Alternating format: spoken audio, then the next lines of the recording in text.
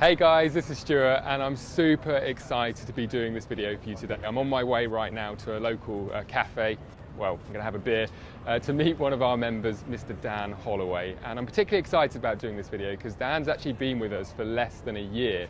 And what I want to do is sit down with him, pick his brains a bit, let him share his journey with you so you can get some perspective from somebody who's really gone all in, done everything that they possibly can to get to our events and do all of our experiences, get their business up and running, and find a little bit more about the transformation it's created for them. So come with me and we'll meet Dan.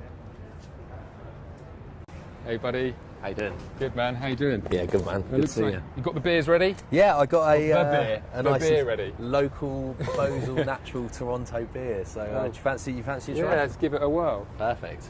So you got into Toronto a couple of days ago? Yeah, 3rd of June, so I've been here about 6 days so far. Awesome. And how many events of ours have you now attended? Oh, blimey. Bit of a whirlwind, they all blend into one, but Brisbane was my first one. That was in December. So did you fly from London to Australia and spend some time out there? Exactly, yeah. So first event, London to Australia, 24 hours of flying, which was quite an experience. Was it worth it? That's what I want to know. 100% worth it, 100%. But yeah, Brisbane, Dominican Republic, London, which after going to Australia was a nice change since I only live an hour away from London. Yeah. And then this is my 4th event in Amazing. Toronto.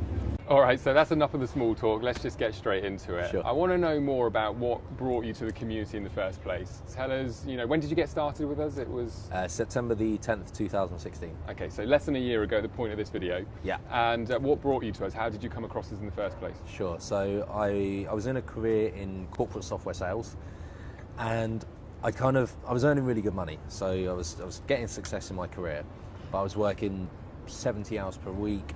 And I'd reached a point where I was realising I was trading so much of my time for money, and the career path that I was in, it wasn't bringing me fulfilment anymore, right? So I had almost like a massive light bulb moment when I was looking for roles in some of the big enterprise London software companies like Salesforce and Eloquent, Oracle, all those kind of businesses, and I suddenly realised that this new income goal that I was aiming for, I'd never got any fulfillment from income goals in the past, whether like 30k or 50k or 70k or whatever, and therefore why did I think that an even bigger income goal in the future was going to bring me any long-term fulfillment? And as soon as I had this realization, that was like a light bulb moment that completely dropped a bombshell on my entire direction that I thought I was going. Yeah. Suddenly realized that wasn't going to work for me. And it's weird how sometimes I think things appear when we're ready to hear them. Yeah. And I saw a video on YouTube from my sponsors in DEA, the lifestyle team. Yeah. And they talked about how to build an online business and create a life of freedom and leverage connectivity and automation to ultimately get your message in front of more people. And I was looking at this video and I just thought, wow, this is exactly the kind of thing that's going to enable me to change the direction I'm going in and stop trading time for money.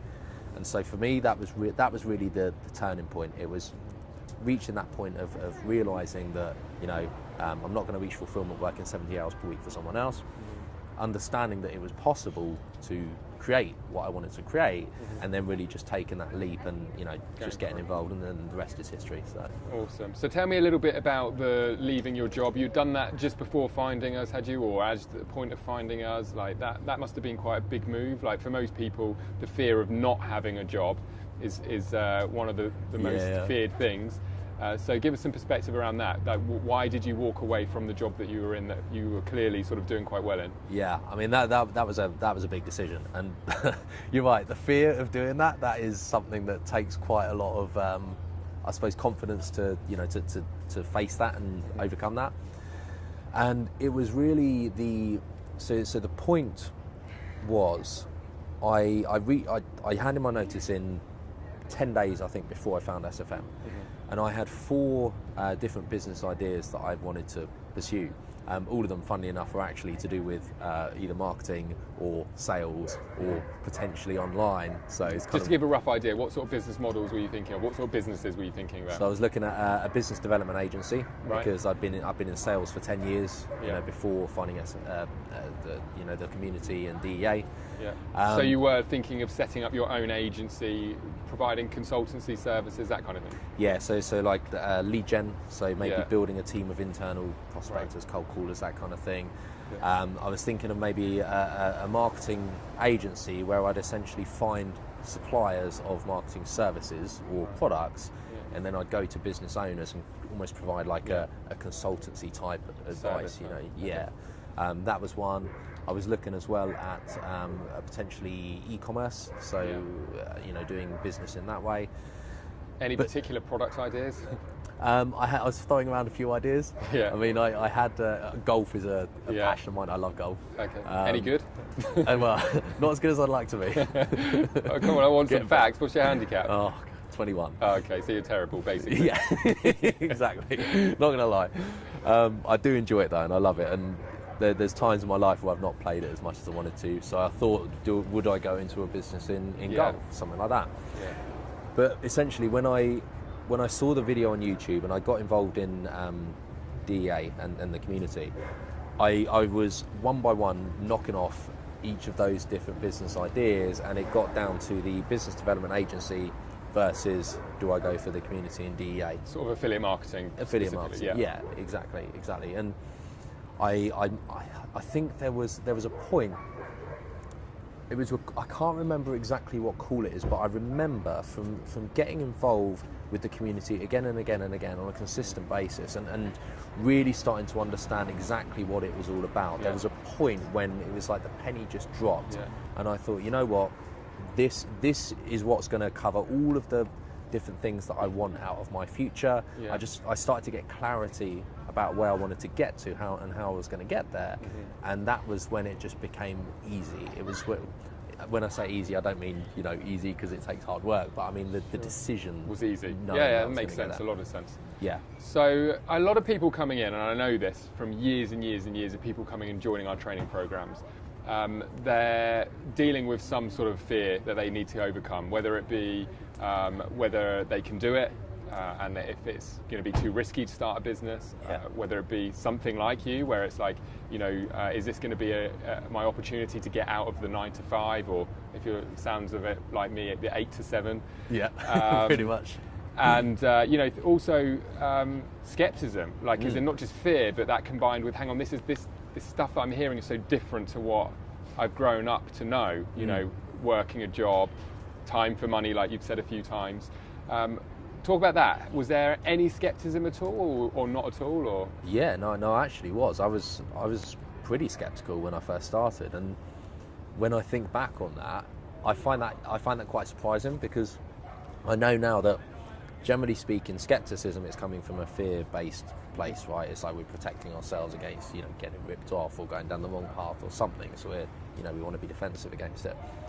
And from learning, that about skepticism, I kind of thought, oh no, I'm not really a skeptic. I'm sort of open to opportunities and ideas. But when I was honest with myself, I looked at it, the video on YouTube, and the first thing I thought was, sounds too good to be true. Yeah. It doesn't sound again real. To drill in specifically, what the geographical freedom, the being able to make a lot of money, the not trading time for money. What would you, if you to pinpoint it? What would you say? And you might not have thought about it before. Like really think. Like, what was it that made you think? Hang on a minute. Like this sounds too good to be true. Yeah.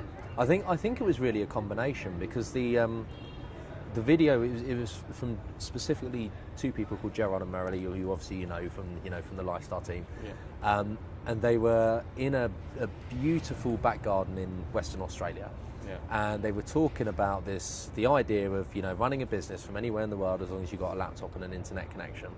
And I know I'd seen a few videos like that before online, and no other video had really resonated with me, and I think the point was that when I watched this video, it did resonate with me, and because of that, it made me actually start thinking, do I want to consider this as an option?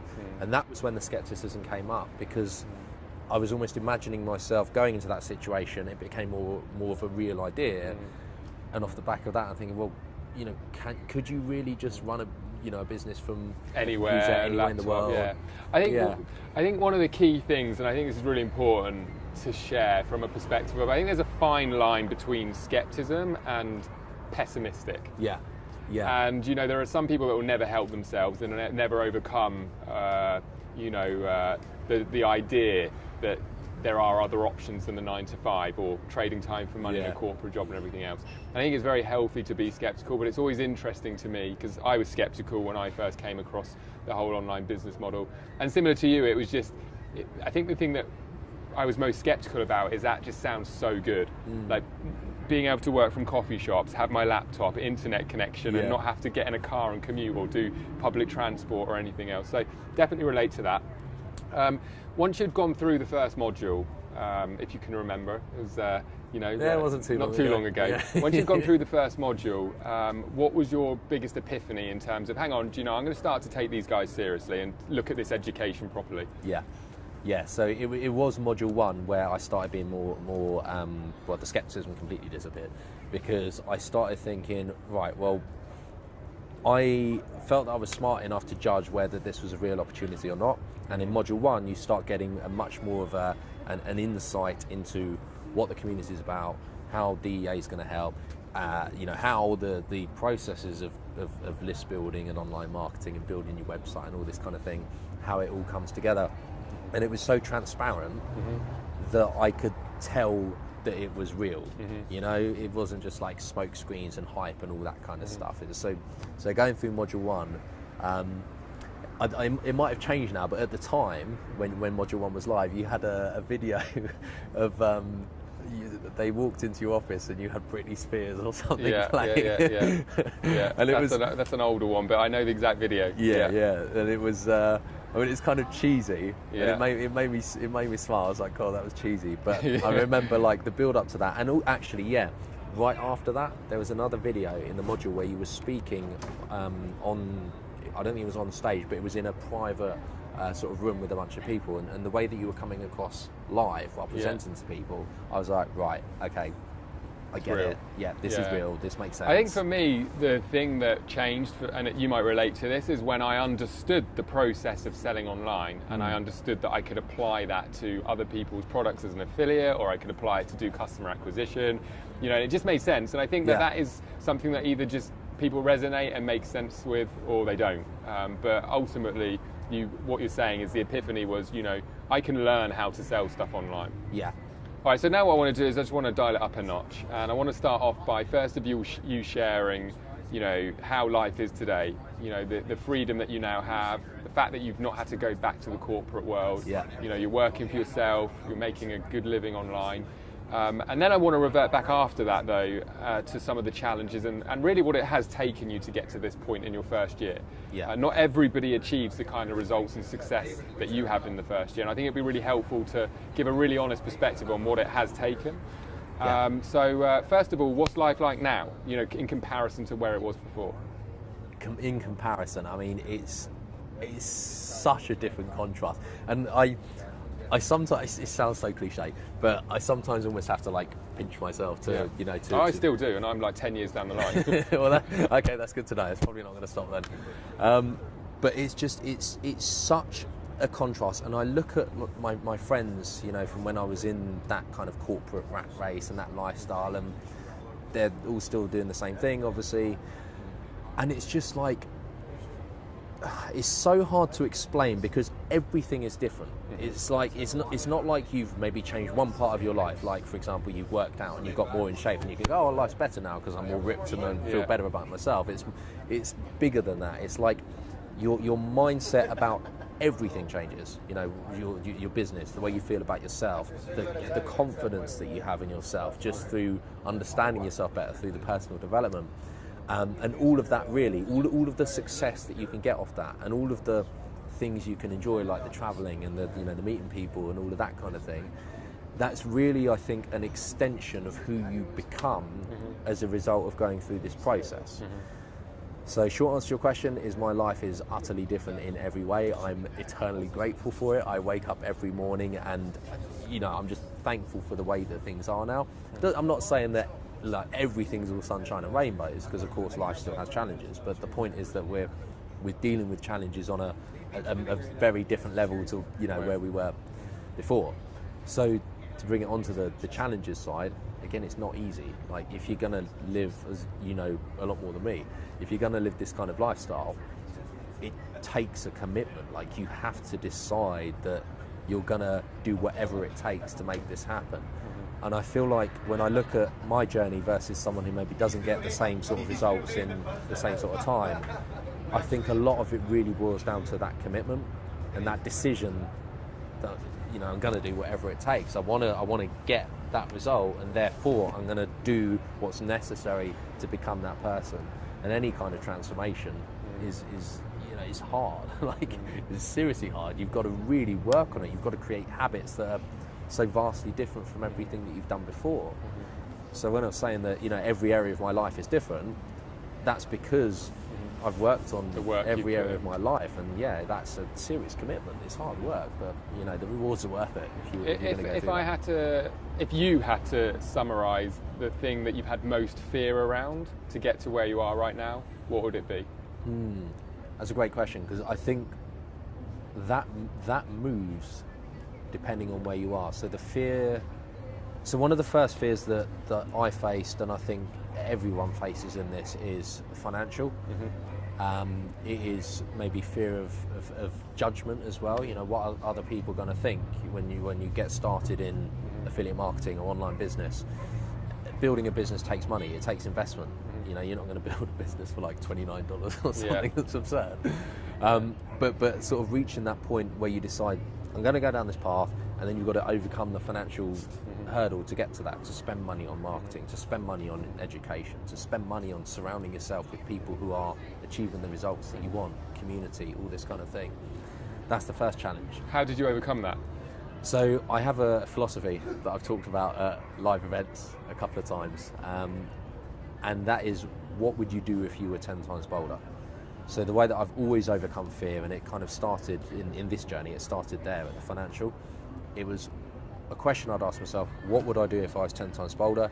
And whatever the answer to that question is, all that means is that fear is holding me back.